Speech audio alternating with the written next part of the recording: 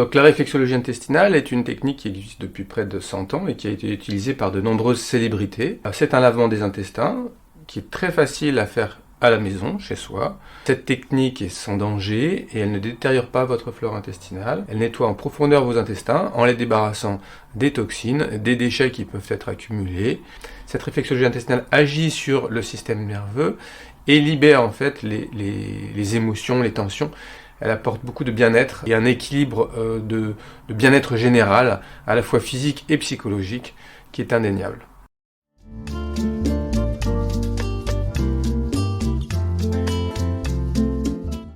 Donc la réflexologie intestinale va avoir des bienfaits sur déjà la sphère digestive, donc tous les problèmes digestifs, les ballonnements qui sont liés à un déséquilibre du microbiote intestinal, le transit qui est déséquilibré, donc soit trop rapide, soit trop ralenti, donc lorsque on évacue mal. Évidemment tout ce qui va être donc la surcharge pondérale, les problèmes de cellulite, les troubles circulatoires, qui sont souvent liés à une stase, alors que quand on a effectivement les intestins qui sont surchargés, eh bien la circulation se fait moins bien.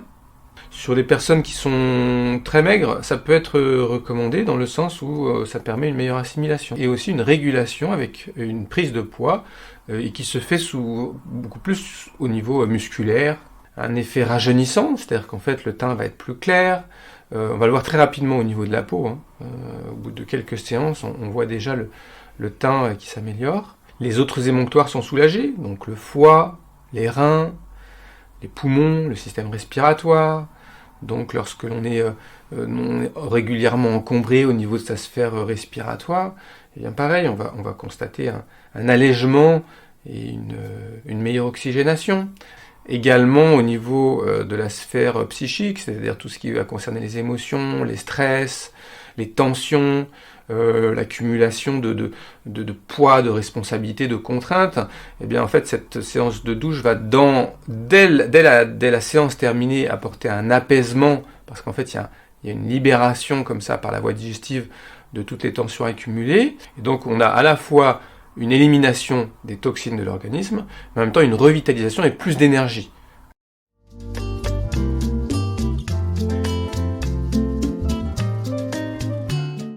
Alors c'est vrai que si on avait une hygiène de vie idéale, il n'y aurait pas besoin de nettoyer son côlon, c'est-à-dire en ayant une bonne alimentation, en n'étant pas stressé, en vivant dans un monde pas pollué, en faisant de l'exercice physique, naturellement l'intestin fait bien son travail. Mais voilà, le fait d'être des sédentaires, d'avoir une alimentation déséquilibrée, d'avoir beaucoup de stress qui perturbe énormément la sphère digestive, font que le milieu intestinal, et particulièrement le gros intestin, voit son écosystème, son milieu se déséquilibrer. On a une action très rapide, très efficace, et qui va libérer ce gros intestin des déchets et des conséquences des déséquilibres d'une mauvaise hygiène de vie.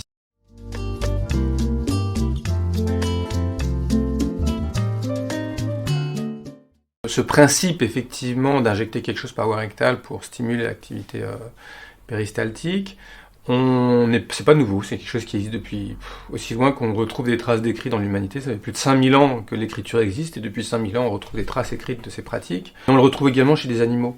Certains oiseaux qui, avant leur migration, comme l'ibis du Nil ou autres, s'injectent de l'eau avec le bec par l'anus pour purger complètement le milieu intestinal. Donc c'est pas quelque chose qui est nouveau, qui est révolutionnaire, c'est vieux comme la vie sur Terre.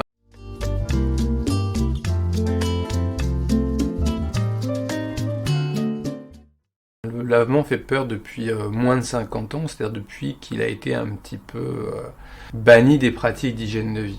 Il faut savoir qu'avant, c'était nos grands-mères et arrière-grands-mères il y a toujours un boc à lavement dans toutes les maisons, dans tous les foyers, et c'était le premier réflexe quand il y avait une intoxication, une surcharge, une fièvre, un état qui montrait que le corps cherchait à éliminer, eh bien on le soutenait par un lavement. Donc cette peur, je pense qu'elle est liée à l'inconnu. Notre corps ne le connaît plus.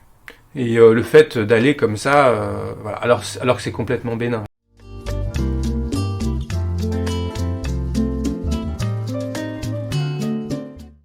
Donc une séance de réflexologie intestinale se fait avec le produit douche Xanthis, à base de différentes plantes, de la mauve, de la grande absinthe biologique, et des sels de potassium. La mauve est une plante très adoucissante, protectrice des muqueuses, tandis que la grande absinthe, elle, va avoir un effet stimulant, assainissant, vermifuge.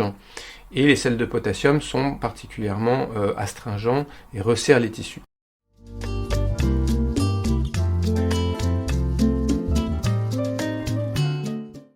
Donc il va nettoyer la partie terminale du gros intestin.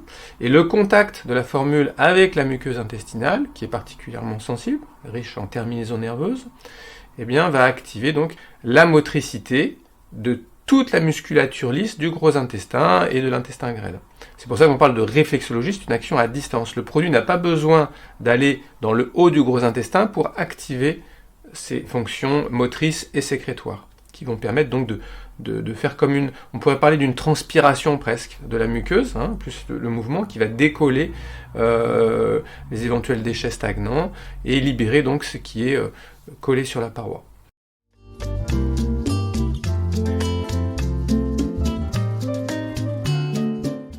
Donc en fait, on met une petite quantité de douche oxantis qu'on complète d'une eau pure peu minéralisée, soit une eau de source, soit une eau filtrée. Elle est tiédie à la température corporelle et elle va être donc injectée. 1 litre, ça ne va pas loin dans le gros intestin, en fait, ça reste sur la partie terminale, c'est-à-dire l'ampoule rectale, éventuellement un petit peu le sigmoïde. Donc on prend le temps de recevoir ce liquide, ça prend peut-être 2 minutes. On se présente à la selle et on laisse le corps tout de suite, enfin dès qu'on est assis sur les toilettes, évacuer ce liquide. Dès qu'on a évacué le liquide dans l'amont aux toilettes, pendant un quart d'heure à peu près, il y a une activation du péristaltisme qui va permettre une libération plus profonde donc, de la sphère intestinale.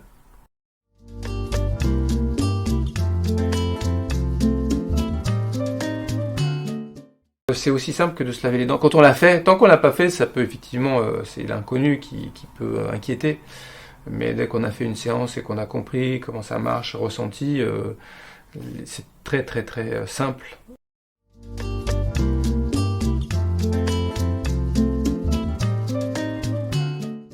Déjà, pour tout le monde, c'est simplement les matières de la digestion, qui sont issues de la digestion, qui vont être plus liquides, puisqu'en fait, voilà, quand on stimule, le transit est accéléré au moment de la séance. Il peut y avoir des choses qui sont beaucoup plus anciennes, des matières dures, qui montrent qu'elles sont accumulées, puisque en fait, le gros intestin réabsorbe l'eau. Donc ce qui stagne dans l'intestin se déshydrate, se dessèche. Donc quand il y a des matières dures, c'est des matières anciennes et qui ont très souvent aussi accompagné d'une mauvaise odeur, des odeurs de putréfaction, des choses très... Voilà.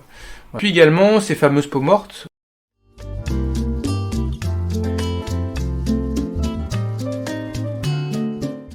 La zone frontière entre le milieu intestinal et le milieu intérieur, cet épithélium de l'intestin se régénère naturellement tous les 48 heures. Tous les 48 heures, nous avons un tube digestif qui est neuf. C'est une zone qui doit toujours être intacte pour faire barrière à ce qui n'est pas bon, mais en même temps pour assimiler pleinement tous les nutriments qui sont disponibles.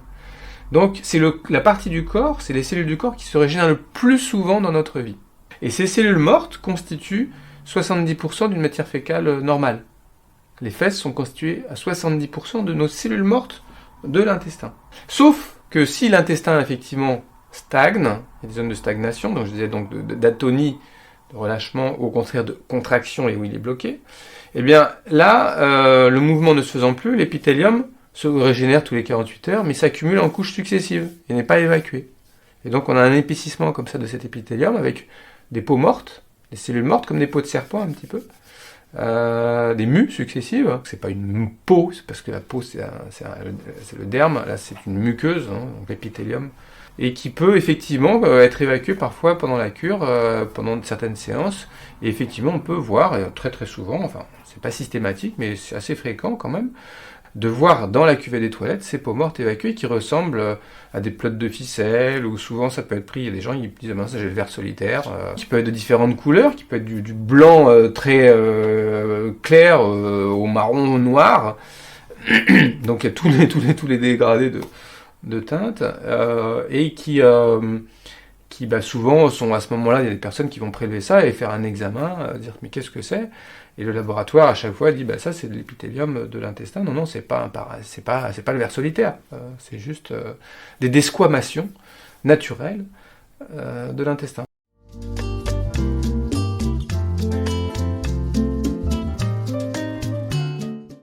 ce qui peut être lié à un déséquilibre de l'écosystème de la flore intestinale. Donc qu'est-ce qu'il y a quand il y a c'est ce qu'on appelle des parasites, donc ça peut être effectivement des vers, mais ça peut être des champignons, ça peut être des hôtes que l'on héberge pathogènes. Le parasite en fait me squatte, donc se nourrit des choses dont j'ai besoin, et en fait produit des substances toxiques qui m'empoisonnent. Les voir dans les matières, souvent ils sont trop petits. À part si on a effectivement certains vers, des ascaris. Je déconseille d'avoir un objectif, de vouloir absolument évacuer soit des parasites, soit des peaux mortes, soit ceci, parce qu'on risque d'être déçu si on n'a pas... Non, on va faire le ménage et on va voir qu'est-ce qui sort. Voilà.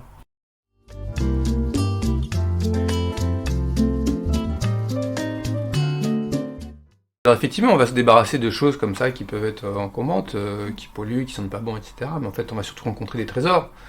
On va surtout rencontrer la détente, on va surtout rencontrer une réconciliation avec soi, on va rencontrer un enracinement. Sur un plan physiologique, c'est une meilleure immunité, c'est une meilleure vitalité, c'est la beauté, c'est un rajeunissement, c'est une clarté d'esprit. Tout ça, c'est que des cadeaux, en fait.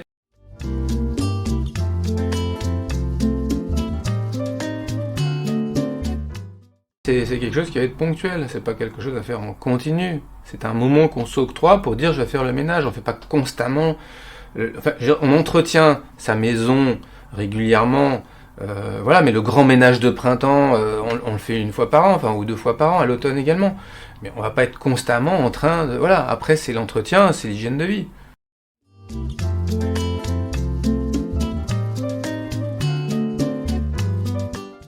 Ces douches, en fait, sont accompagnées également d'un complément qui va préparer le travail qu'on obtient par les séances réflexes. Fibre Plus, qui contient principalement des mucilages, notamment du psyllium, de la pulpe de figue, de la caroube, mais bien d'autres ingrédients qui agissent en synergie, en fait, pour préparer le nettoyage et l'accompagner. Ça fait comme un peu une éponge humide, on pourrait faire au niveau de la muqueuse intestinale, donc c'est très très doux. Et ça, c'est bien de le prendre donc 1 semaine avant de commencer la pratique des douches.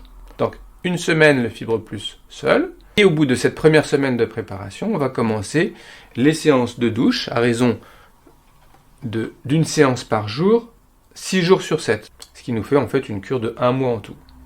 Cette cure de 1 mois peut également être prolongée si on en ressent le besoin. Si on évacue beaucoup de déchets en fin de cure, c'est mieux de ne pas interrompre et de continuer, de prolonger par 1, 2, 3 ou plus semaines de cure.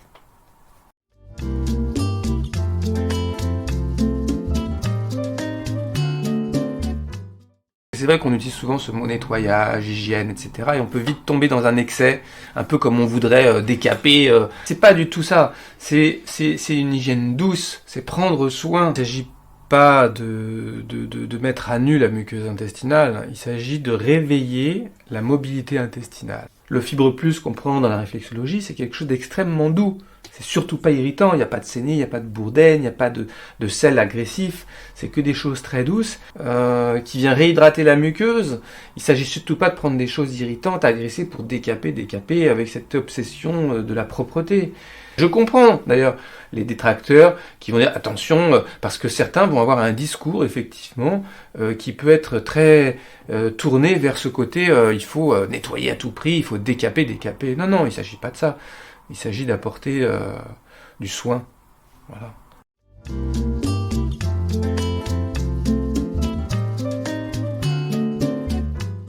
Dans l'hydrothérapie, on va envoyer hydrothérapie qui s'appelle également irrigation colonique. On va envoyer, comme son nom l'indique, une grande quantité d'eau dans tout le gros intestin. Et cette eau va venir laver. Le praticien va intervenir sur la quantité d'eau, sur la pression de l'eau, sur sa température, sur le nombre de passages d'injection, évacuation. Donc c'est un mécanisme plus complexe qui nécessite un praticien expérimenté. La douche Xanthis, c'est juste 1 litre d'eau qui descend juste par la pesanteur en fait, il n'y a aucune pression, le liquide arrive avec un débit très faible. Donc il n'y a pas tous ces paramètres à gérer comme on l'a dans une irrigation colonique. Donc on prépare simplement son litre à la température de 39 à 41 degrés, Le liquide descend très doucement, on le prend, on se met soi-même, on s'introduit soi-même une toute petite canule qui est très fine, qui n'est absolument pas invasive ni agressive ou qui pourrait blesser le rectum. Donc il suffit d'introduire cette canule soi-même. Donc on ressent aussi, il n'y a pas de geste forcé puisqu'on se le fait soi-même. Et ce liquide est pris en 2 minutes. Et puis ensuite simplement on se présente à la selle et on laisse le corps évacuer tranquillement à son rythme avec différentes vagues d'évacuation, le liquide avec les matières et avec voilà, tout ce qui pouvait être contenu dans le gros intestin, donc un moment de libération.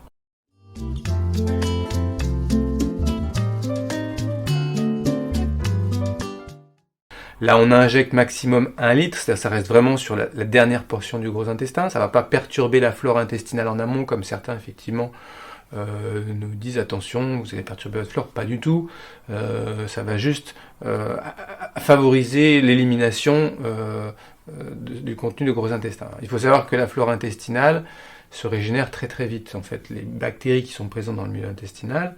Si on nettoyait complètement le gros intestin avec une autre technique plus invasive, comme par exemple l'hydrothérapie du côlon, là effectivement on voit que la flore en une demi-heure, en 30 minutes, se régénère complètement.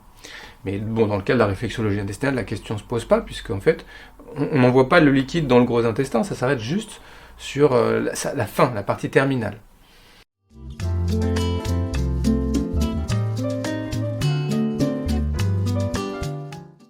Elle est souvent reléguée aux oubliettes. C'est un petit peu comme les poubelles, on dirait je m'en occupe pas, je veux pas voir ça. Et puis du coup, ces poubelles, elles accumulent, voilà, il n'y a pas d'hygiène, il n'y a pas d'attention. Et du coup, ça devient un petit peu le dépotoir de l'organisme.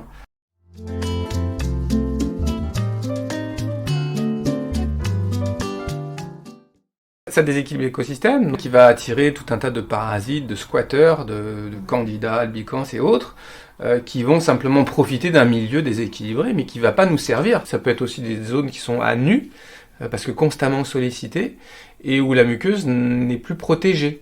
On va avoir des zones d'inflammation, de sensibilité beaucoup plus grandes, qui peuvent faire mal ou pas, et qui sont aussi des portes d'entrée des pathogènes dans l'organisme. C'est-à-dire que là, sur un intestin comme ça, en fait, les autres pathogènes qui passent normalement dans le tube digestif et qui sont... on leur fait coucou, mais ils sont pas dérangeants parce qu'en fait, on a un bouclier. S'il n'y a plus de bouclier, ils peuvent venir se fixer là et puis produire des toxines et rentrer dans le milieu sanguin, dans le milieu lymphatique et créer un surmenage, une attaque qui va surstimuler notre système immunitaire, qui va amener de l'épuisement, des réactions aussi de type hypersensibilité, de type allergique, et qui vont épuiser l'organisme. Ces foyers qui sont au niveau de l'intestin vont aller, à partir de là, à partir de ces portes d'entrée, aller créer des troubles à distance, donc dans d'autres organes, le foie, comme les organes génitaux, comme les poumons, etc., enfin dans tous les tissus du corps.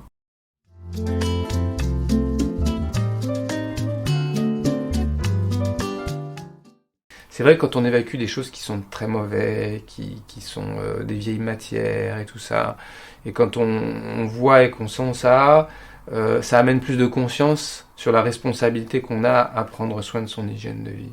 Le lien entre notre organisme, notre intimité cellulaire et notre environnement se fait à 90% par le tube digestif. Ce que nous mangeons, c'est le milieu extérieur que nous ingérons, que nous transformons pour l'assimiler, pour lui permettre de rentrer dans le corps.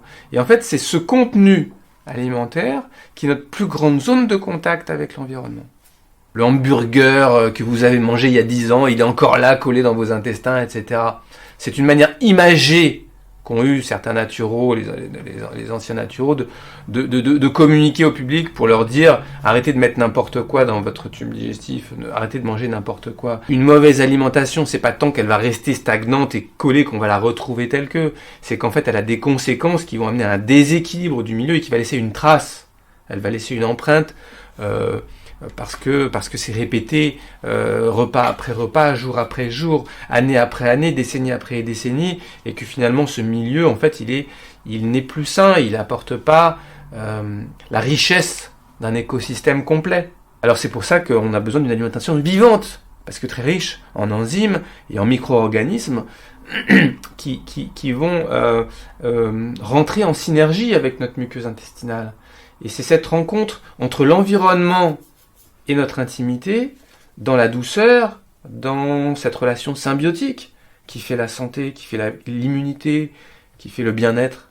Un milieu intestinal équilibré, c'est une ressource de vitalité extraordinaire. Comme un bon compost pour un jardin, il va donner des beaux légumes, alors qu'un compost qui serait plein de viande en putréfaction, c'est un marécage putride qui va amener la mort. D'ailleurs, les matières fécales, c'est quoi fondamentalement? C'est l'engrais de la terre.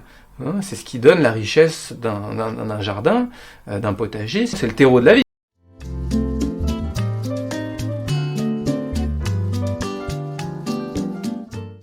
Nos intestins accumulent toutes les tensions, tous les blocages émotionnels, tout ce qui n'a pas été exprimé, tout ce qui n'a pas été bien vécu, eh bien, va se somatiser, c'est-à-dire s'engrammer dans le corps, avant tout, sur le tube digestif. Le péristaltisme intestinal est directement lié à notre état psychique profond, nos émotions. Lorsque nous avons une peur importante, par exemple, je sais pas, un examen qui se présente, eh bien, instantanément, une évacuation de ce stress par la voie digestive, donc une diarrhée, par exemple. Ou, au contraire, une retenue parce qu'en fait, on n'ose pas prendre sa place, il y a quelque chose qui nous bloque, et donc une constipation. Lorsqu'on active ce système nerveux inconscient, eh bien, on va permettre de libérer également toutes ces émotions contenues, tous ces non-dits, toutes ces choses qui étaient finalement mises un peu comme ça à la cave et qui vont pouvoir remonter et être libérées.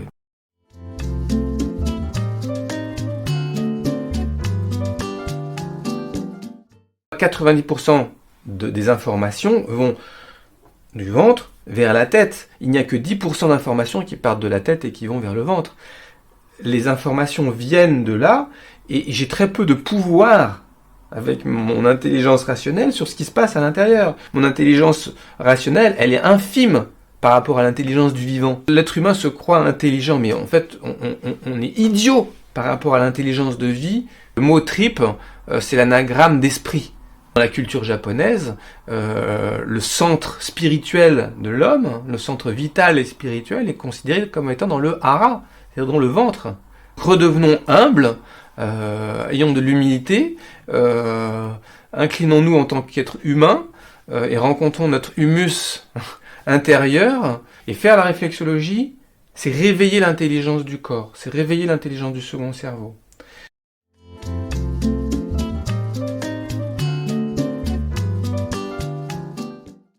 Oser regarder, oser voir, oser conscientiser, oser aller mettre de la conscience dans une zone qui est inconsciente. C'est une démarche, effectivement, qui demande une certaine maturité. Rentrer dans cet intime et oser aller y faire le ménage, c'est comme habiter vraiment son corps, quoi. C'est sortir de ce monde mental pour aller rencontrer ce corps vital. C'est vrai qu'il y a des personnes à qui ça peut très bien ne pas parler, et c'est tout à fait respectable. Mais quelqu'un qui est dans une démarche d'hygiène de vie, qui dit « Tiens, je vais arrêter de manger des choses polluées, je vais manger bio, je vais faire de l'exercice physique, j'ai envie d'avoir cette énergie, cette vitalité, cette jeunesse, et de ressentir ça en moi. » Bon, ben, il y a la nécessité, si on est honnête, d'aller effectivement faire le ménage, tout simplement.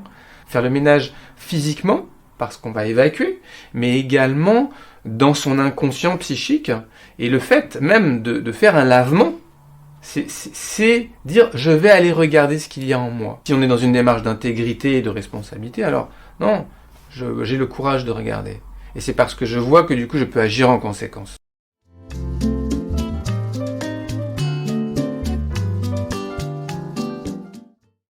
C'est pour ça qu'il y a les retraites Global Detox, parce qu'en fait c'est un temps d'une semaine où on va pouvoir pratiquer cette réflexologie intestinale, mais le faire dans un contexte très privilégié, dans la nature, et avec des personnes qui sont à la même démarche, de manière à faire ce nettoyage, chacun pour soi, mais pas tout seul dans son coin, aussi avec cette conscience qu'on a tous une responsabilité d'aller découvrir, s'entraider quelque part, se soutenir dans ce travail de ménage.